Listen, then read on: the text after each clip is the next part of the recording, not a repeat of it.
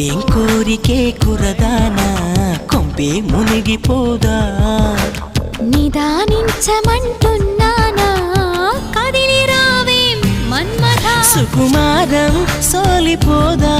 కవ్వించే కయ్యమాపదా సఖి భారం పంచుకోరాదా చేదా చెలియ సంపద వద్దొద్దు అంటానంటే నిధులిస్తుంటే నీ జంట సయ్యంటు చెయ్యందిస్తే